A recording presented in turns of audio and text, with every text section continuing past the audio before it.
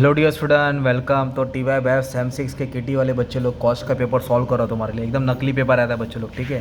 तो पहले short note से जाता हूँ तुम्हारे लिए, और बाकी एफएम का भी तुम्हारे लिए अपलोड कर दिया था अच्छे से। तुम लोगों ने लेक्चर देख लिया। अभी टैक्स का पेपर है, वो भी सेंड कर दूंगा।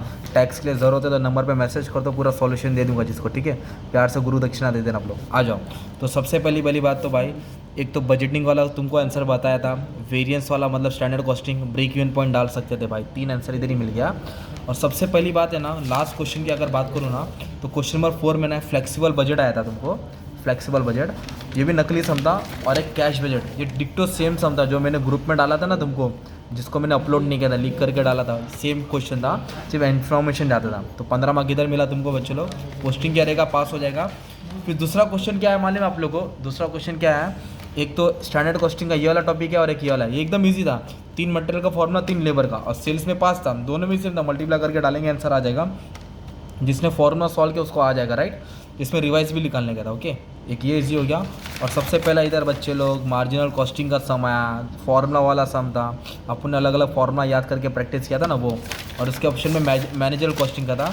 जो लास्ट ईयर में सम आया था ना, वापस सेम सम आया। ये सेम सम है जो लास्ट ईयर का था ना, डिक्टो सेम था, ठीक है।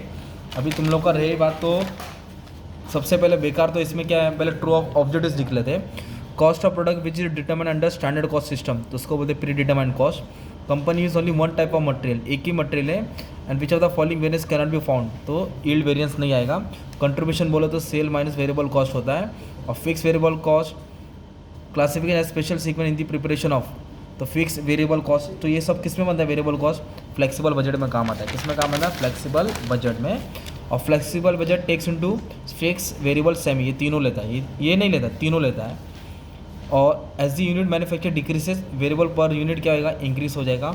मोस्ट प्रॉफिटेबल सेल मिक्स कौन सा अच्छा रहेगा? कंट्रीब्यूशन वाला ज़्यादा रहेगा। जिसका ज़्यादा कंट्रीब्यूशन बेस्ट रहेगा, वो यही वाला समझा ना, जिसका कंट्रीब्यूशन ज़्यादा वो बेस्ट रहेगा, ठीक है। तो इसका भी आंसर वही है।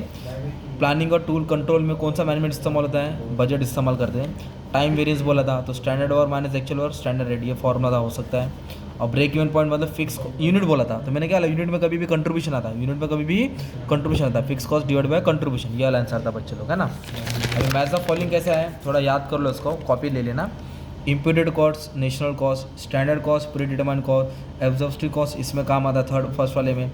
सेल्स बजट है ना, तो सेल्स को फाइंड करता है। मास्टर बजट जो सबका समरिया बजट होता है। Break even point, no profit no loss होता है, तो बताया था शॉर्ट नोट में। की फैक्टर किधर काम आता है? लिमिटेडिंग फैक्टर में। आइडल टाइम वेरिएंस जो एक तरफ से अनफेवरेबल होता है। सेल्स मिक्स मल्टीपल प्रोडक्ट को देखता है। Variance division from standard cost, ये तुम्हारा कॉस्ट का था। और एफएम का भी अपलोड कर दिया, टैक्स का भी अपलोड कर दिया, सब अच्छे से, ठीक है। बस इतना बोलने का था, अच्छे से पढ़ लो, टेंशन नहीं लेना है। Thank you very much.